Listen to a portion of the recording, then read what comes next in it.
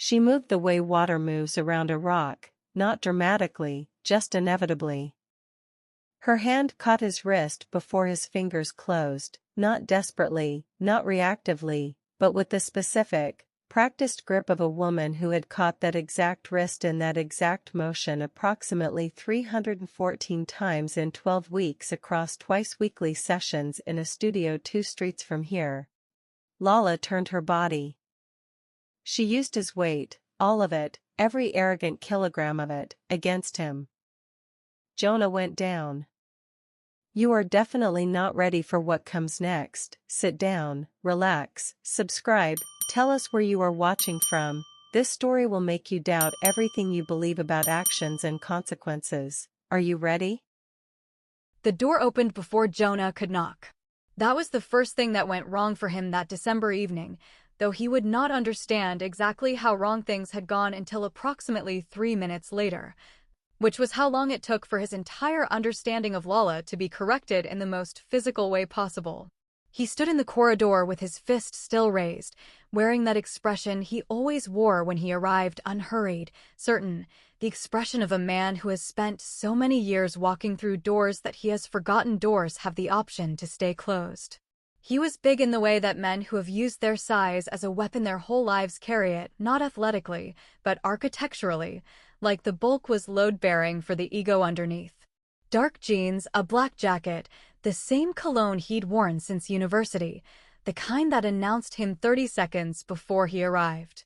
He looked her up and down the way he always looked at things he considered his, with the slow, proprietary satisfaction of a man doing inventory. Lala, he said. Just her name. Just that. Wrapped in warmth like a blade wrapped in silk. She was wearing gray fitted joggers and a white long-sleeve top, her locks pulled back from her face and held with a single band, not because she had dressed for this, but because she had known, with the bone-level certainty of a woman who had been documenting his patterns for 6 months in a black hardcover journal, that he was coming tonight, and she had not dressed for him in over a year. She was standing in the doorway of the apartment she had come back to specifically because she would not let Jonah change the geography of her life by 1 more inch. And she looked at him with the expression of a woman who has solved a problem so thoroughly in her head that the actual problem showing up in front of her feels like a minor administrative step. She said nothing. He stepped forward the way he always stepped forward, not rushing, just assuming, and that was when she said it. I haven't been afraid of you since October. She held his gaze without a tremor. You should have asked yourself why. The corridor held its breath. Jonah blinked. And then, because he was exactly who he had always been, he laughed. Not nervously, not briefly, a full, chest-deep, rolling laugh, the kind that is never about something being funny and is always about reminding someone of the distance between where they stand and where he stands. October, he repeated, tasting the word like it amused him. You've been working on that line, baby? You rehearsed it. He shook his head, still grinning. Step aside. He reached for her arm. That was where Jonah made the last mistake of his particularly long career of mistakes. She moved the way water moves around a rock, not dramatically, just inevitably. Her hand caught his wrist before his fingers closed, not desperately, not reactively, but with the specific, practiced grip of a woman who had caught that exact wrist in that exact motion approximately 314 times in 12 weeks across twice-weekly sessions in a studio 2 streets from here, under the instruction of a woman named Master G who believed deeply that the world owed women the ability to stop apologizing for the space they occupied. Lala turned her body. She used his weight, all of it, every arrogant kilogram of it, against him. Jonah went down. Not slowly. Not with any grace. He went down the way large, overconfident things go down when the universe finally corrects its own errors, suddenly, completely, and with a sound that echoed down the corridor with absolutely no dignity attached to it whatsoever. He hit the floor and stared at the ceiling with the expression of a man whose operating system has just received information it was not configured to process. Lala stood over him. Her breathing was even. Her hands were still. She looked at him the way Master G had taught her to look at a situation she had already handled, not with triumph, because triumph was for people who hadn't been sure, and she had been sure, but with the flat, complete calm of someone who is simply waiting for the next item on the agenda. What? Jonah started. Stay down, she said. He did not stay down. Men like Jonah have never, in the entire documented history of men like Jonah, done anything the first time they were asked. He started pushing himself up with the slow, grinding determination of a pride that had not yet received the message from the rest of the body, and she let him get exactly to his knees before she showed him, again. With the same unhurried precision that had been built in the studio over 3 months of work and sweat, and Master G's voice saying, quieter this time, again, how the evening was going to continue. He went down again. This time he lay still. He was breathing hard. His jaw was working. She could see the exact sequence of emotions cycling through him, the confusion, the rage, the confusion overriding the rage making a second attempt. And then something underneath all of it that she had never seen on his face before, and that took her a moment to name. It was embarrassment. Good, she thought, with the clean and uncomplicated satisfaction of a woman who had earned it. She was about to tell him to get up and get out when she saw it. The scar. It ran along the inside of his left forearm, starting just below the elbow and curving toward the wrist, surgical, deliberate, the kind of mark that comes not from violence, but from something the body has done to itself, or something that has been done to the body to save it. She knew his arms.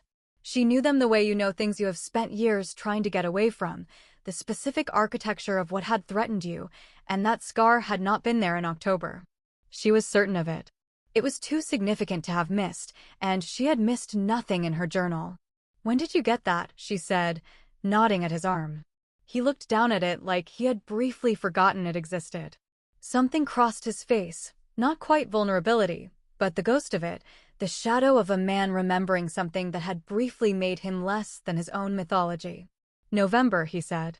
His voice had dropped half a register. The performance of him had gone somewhere. Hospital. 2 weeks. It was bad, Lala. The doctors said he stopped. Pressed his lips together. It was bad. She looked at him on her floor. This man who had come to her apartment 6 times with the same relentless clockwork of someone who had confused repetition with ownership, lying there now in December's humiliation and November's scar. She waited to feel something that resembled pity. She did not feel it. She catalogued the absence of it the way she had catalogued everything for 6 months, carefully, without judgment. Get up, she said. And leave. He got up with the slow, injured movements of a man reassembling himself from the outside in. He moved to the door. At the threshold he turned, and she could see the moment his pride attempted its comeback, the jaw setting, the shoulders rising, the whole familiar architecture of his arrogance trying to rebuild from the rubble. And then he looked at her face, and whatever he saw there made him close his mouth, look at her for one long, recalibrating moment, and leave. She shut the door. She stood in her living room and listened to his footsteps recede down the corridor until the building swallowed them. Then she went to her desk, opened the bottom drawer, and took out the journal. If this story already has you leaning forward, subscribe right now because we write stories that will not let you go, and this one is only just beginning. The journal was a simple, black hardcover notebook with a thin elastic band holding it shut and 180 pages of Lala's handwriting inside. She had started it in June, the night after Jonah's first visit, when she had sat at this same desk with a cup of ginger tea she didn't drink and a pen she held for 23 minutes before she pressed it to paper. She had not written about feelings. She did not trust feelings as evidence, because feelings were the first thing people challenged when you tried to tell them what was happening. She wrote facts. June 14th, 9:47 p.m. Arrived without notice. Left at 11:02 p.m. Removed spare key from kitchen hook without asking. Did not return it. June was followed by July, and July by August, and the entries accumulated with the patient, precise momentum of a woman who had made a decision she was not yet ready to execute, but was absolutely committed to preparing for. Because Lala understood something that women who survive men like Jonah eventually come to understand, that the body holds the fear, but the paper holds the record, and it is the record that outlasts everything. October 9th, 10:34 p.m. Left hand. Below the eye. Ice from the kitchen freezer until 2:07 a.m. Photographed at 6 a.m. in natural light from the bedroom window. Could not go to work. Called in sick. Saved the photographs in 3 separate locations. She had not known, when she wrote that entry, that someone had been watching from a parked car across the street. She found that out in December, in a way that nearly destroyed something between them before it had the chance to exist. But that is not where this part of the story begins. It begins where everything began. It begins with October. The rain that evening was the flat, indifferent kind, not the dramatic rain of something significant about to happen, just a Tuesday night rain that made the streetlights bleed orange on the wet pavement and turned the city into a painting of itself. Jonah had come at 10. He had been drinking, which for most men made them louder and sloppier and therefore at least somewhat predictable. For Jonah, alcohol had always had the opposite effect. It made him quieter, more deliberate. It stripped away the charm he wore as a social coat and left whatever was underneath it with nothing to cover itself. What happened inside the apartment that evening took 11 minutes. She counted afterward, the way the mind builds scaffolding around things that are structurally wrong, trying to give them the shape of something it can stand on. 11 minutes, and then his footsteps on the stairs, and then the door, and then the apartment was just an apartment again, except that it was not just an apartment anymore and could not be made to be one by wishing. She didn't call anyone. She had stopped calling people months ago because calling people meant explaining, and explaining meant watching their faces arrange themselves into that specific expression, the careful, worried, slightly useless expression of people confronting a problem they don't have the tools for, and she did not have the energy tonight for other people's helplessness. She could barely manage her own. She got herself to the door. She needed the corridor. She needed the stairs. She needed something with more air than the 4 walls that had just held what they had held. She made it to the street. The black car was parked across the road. She barely registered it. She was leaning against the exterior wall of her building with her eyes closed, pulling the cold air in through her nose, when she heard a car door open and footsteps, measured and unhurried, crossing the street toward her. Mississippi. She opened her eyes. The man standing in front of her was Korean, somewhere in his early 40s, with dark hair that was immaculately kept and the kind of face that had been handsome when he was younger and had become something more precise than handsome as the years sharpened it. He wore a dark suit, not the kind of suit that was simply expensive, but the kind that was expensive the way silence is expensive, in the way that things are expensive when they have never needed to announce themselves. He was calm in a way that had nothing to do with the situation, and everything to do with what he was structurally, the calmness of someone who had not been genuinely surprised by anything the world did in a very long time. He looked at her face. His own face remained composed, but something small and immediate moved through his eyes and then was still. "I'm going to take you to the hospital," he said. It was not a question. It was not unkind. It was simply the next thing that was going to happen, stated by a man who had already made the necessary decisions and was now offering the world the courtesy of being informed. "I don't know you," she said. Her voice was steadier than she expected it to be. "No," he agreed. "My name is Seo. I'll explain in the car." She looked at him. She looked at the car. She looked at her own hands, which were shaking in the specific involuntary way that hands shake after a body has spent an hour convincing itself that shaking was a luxury it couldn't afford. She got in the car. He did not explain on the way to the hospital. He sat beside her in the back seat, not crowding her space, not speaking, and the silence he kept was not empty silence. It had density. It had the particular quality of silence kept by someone who has understood that some moments do not require filling, and that filling them is usually the more selfish impulse dressed as the more compassionate one. He stayed at the hospital for 4 hours. She told him 3 times that he didn't have to, and he received each statement with the same small, minimal nod of a man who has registered your position and will not be revising his behavior based upon it. He was there when the nurse finished. He was there when the paperwork was completed. When they brought her out to the waiting area, he was sitting with his jacket across his knee and his phone face down on the seat beside him. And she would later understand that a man who ran what Seo ran, keeping his phone face down and his attention undivided for 4 hours in a hospital waiting room, was an act of will that most people in his position would not have considered worth making. On the drive back, he told her some things. He told her his name was Seo and that she did not need his full name or the complete picture of his business to make the decision he was about to ask her to make. He told her that a security rotation would be established around her building beginning the following morning and that this was not a point for debate. He told her that the man who had been in her apartment tonight would not be a comfortable man for the foreseeable future and that the specifics of why were not her concern. She told him everything was debatable. He said, with a courtesy that was itself immovable, that in this specific instance it was not. "Why are you doing this?" she said. Not ungratefully. Just directly. It was the only language she had left after the evening had stripped everything else away. He was quiet for a moment. Outside, the city moved in wet orange light. He said, because it needed doing. She turned and looked at him. He looked back at her with eyes so even and so still that she could not find the bottom of them, and she understood from the quality of that look that she was dealing with a man who did not perform his reasons for the benefit of the room. What he said was what he meant, and what he meant was exactly what he said, with no performance on either side.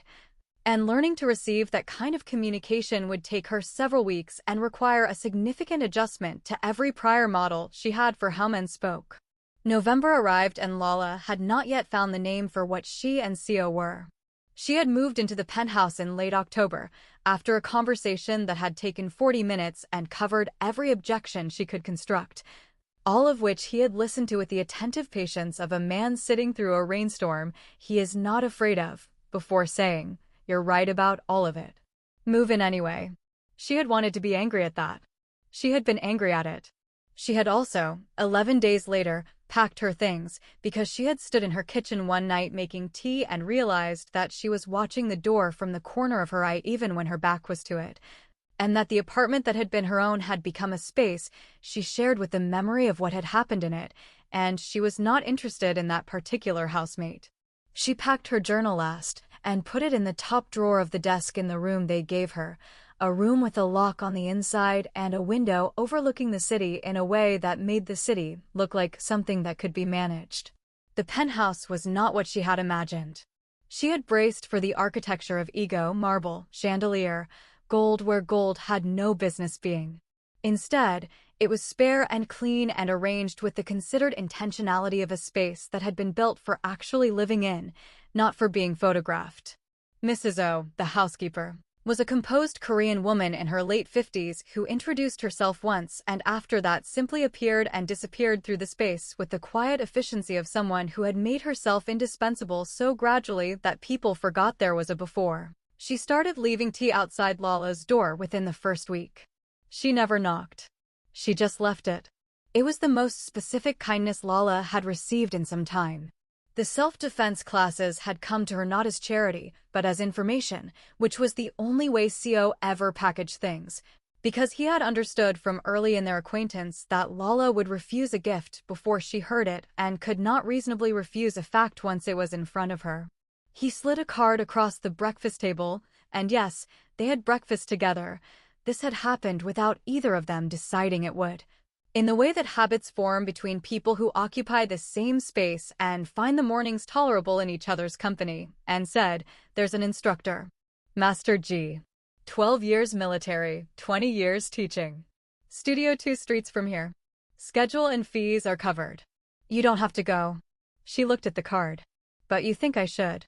"I think," he said, with the precision of a man who selected words the way a surgeon selected instruments, "that knowledge is the one thing no one can take back from you."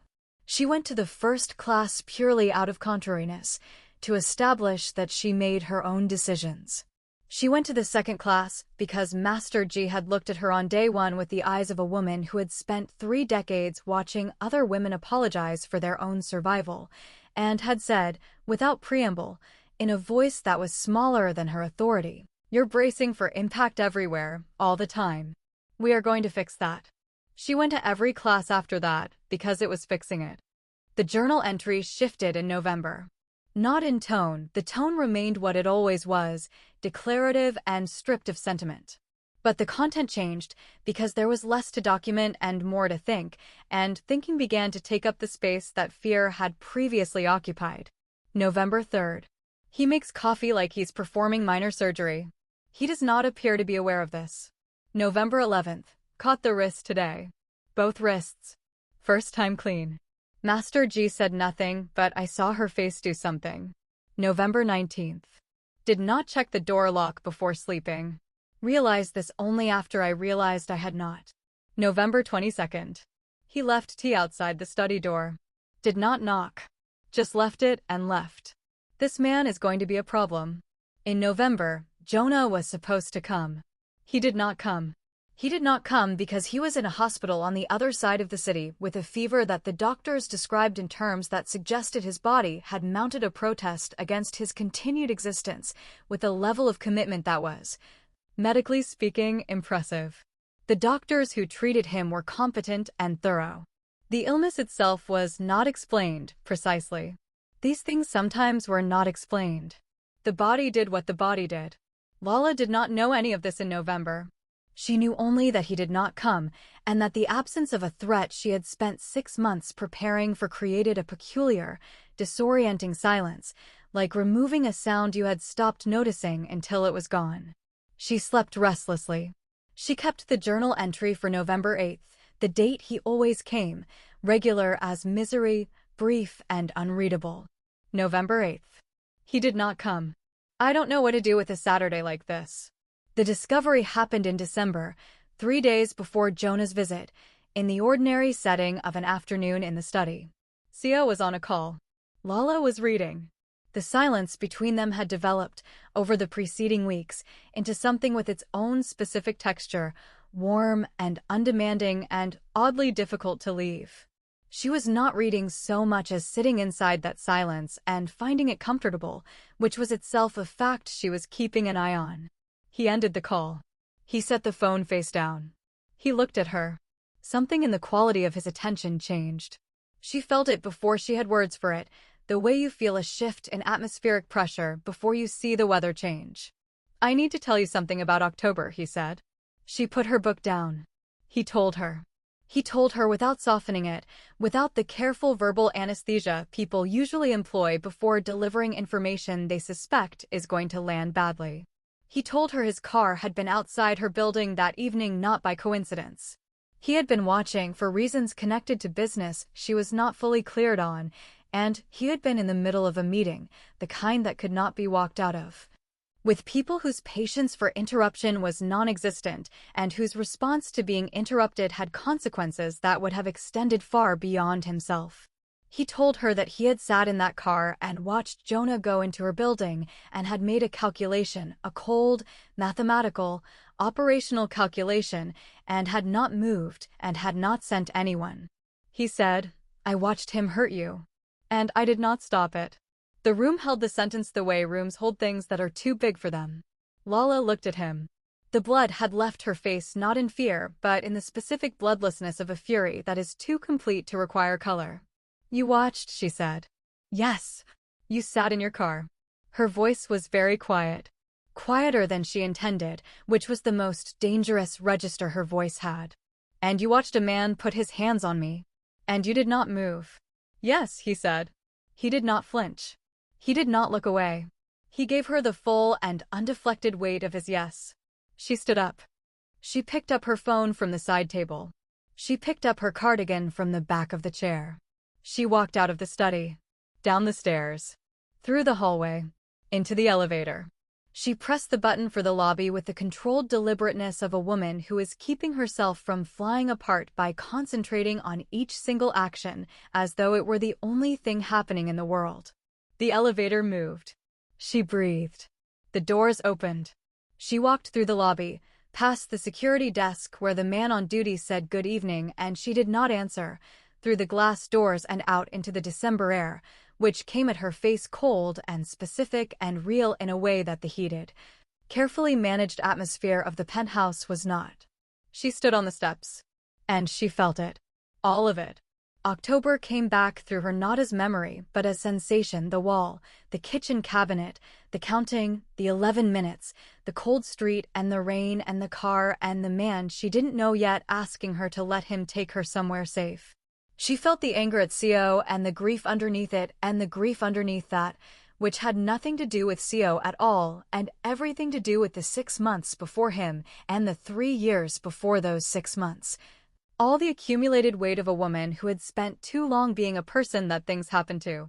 She stood there for 4 minutes and 17 seconds, which she counted the way she counted everything. And then she thought about Jonah. Not abstractly. Specifically. She thought about the date. She thought about the pattern she had documented across 6 months in a black hardcover journal, every second Saturday, reliable as a curse. She thought about what it would mean, what it would look like, what Jonah would do with the knowledge that she had walked out of the safest place she had ever been on the night he was scheduled to arrive. She thought about what it would feel like to give him that, to let him be the reason she left anything ever again. The fury this produced was so clean and so complete that it organized everything around it like iron filings around a magnet. She was not going back upstairs because she was afraid. She was not going back upstairs because she had nowhere else to go. She was going back because she was Lala, and she had not spent 6 months keeping a record and 12 weeks learning to put men on the floor so that the man who had made her feel the need to do those things could have 1 more square inch of her life. She went back inside. She sat down in the study. She looked at Co across the desk. She said, "Give me every reason. All of them.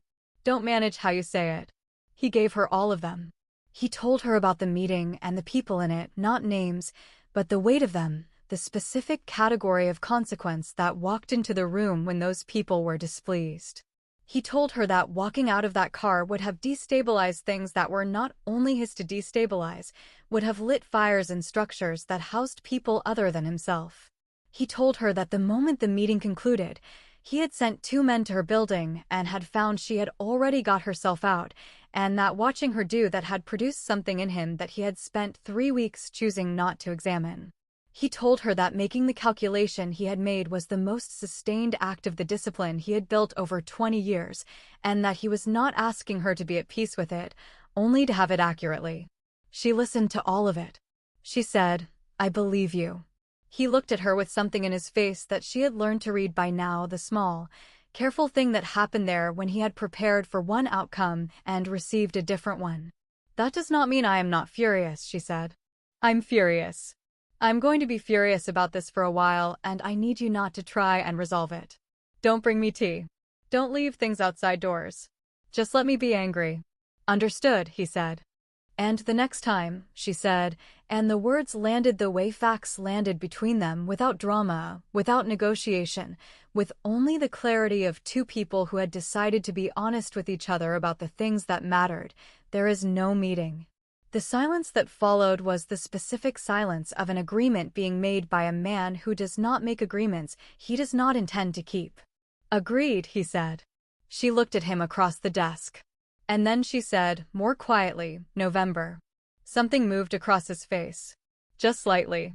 The composed surface shifting the way water shifts when something passes beneath it. "Jonah was sick in November," she said. "Badly sick. Bad enough that he has a surgical scar I've never seen before. He didn't come." She watched Co. She watched his eyes. He said nothing.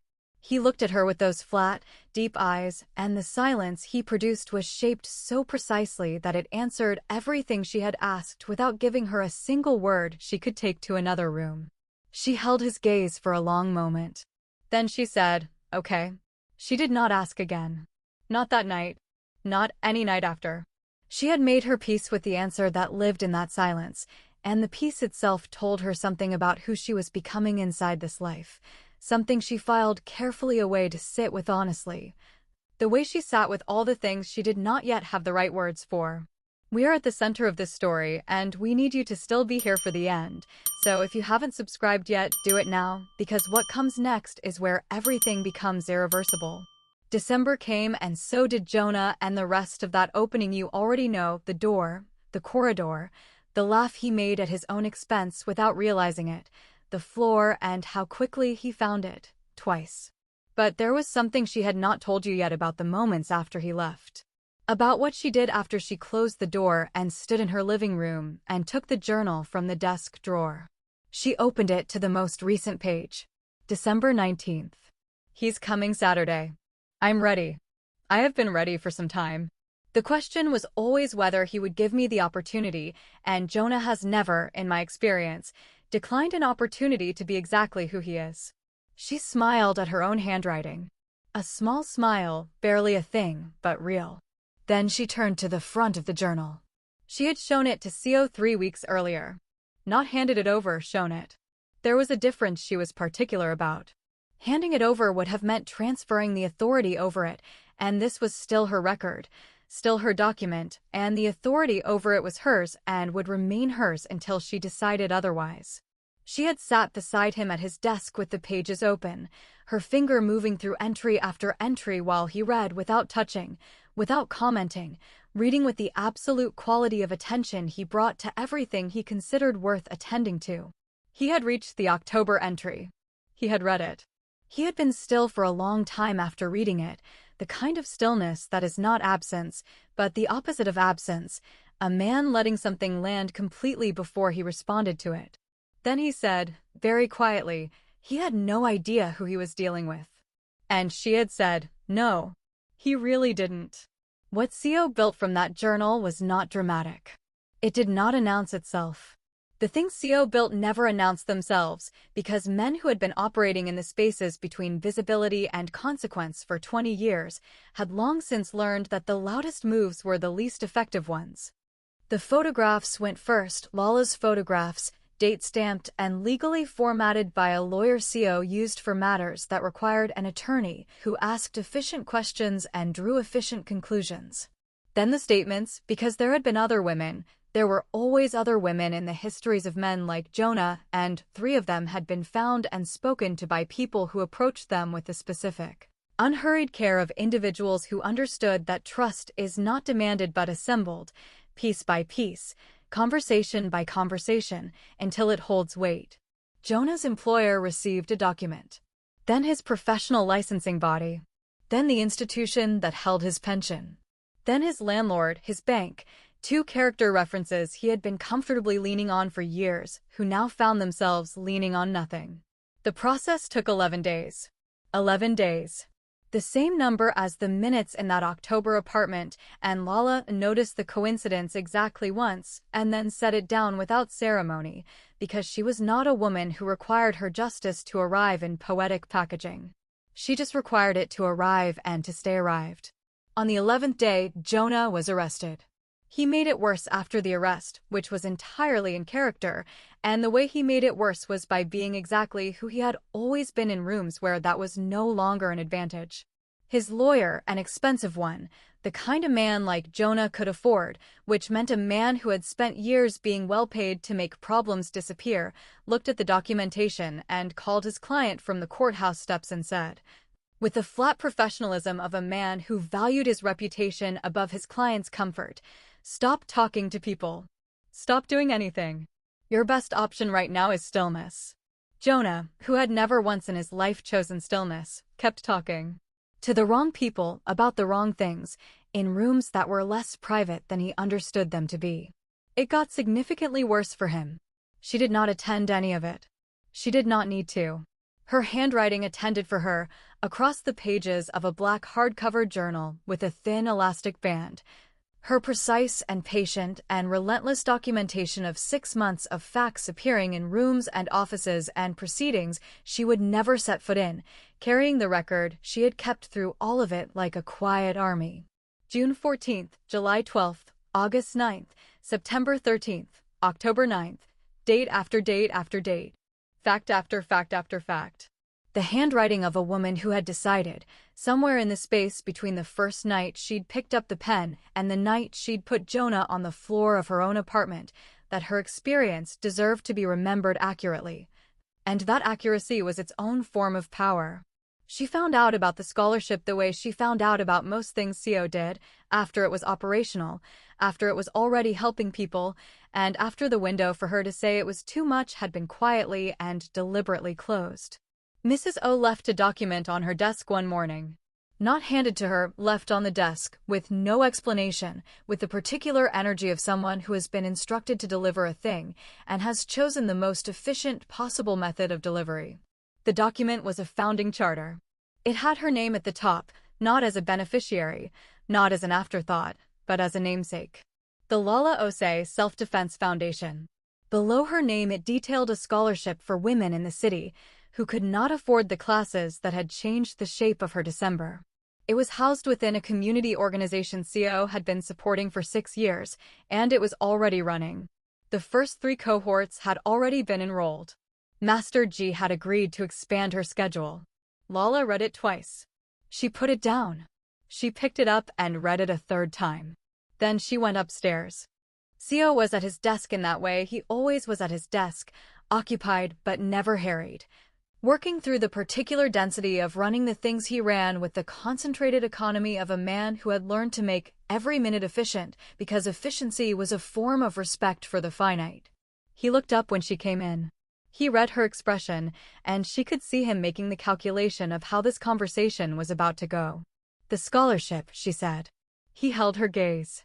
"You built it without telling me," she said. "Yes." "Without asking me." "Yes." CO. She put the charter on his desk. "You put my name on something without asking me. You would have said no. I would have said it was too much." "Yes," he said, without apology, without defense. Just the flat, honest word. "And you would have been wrong.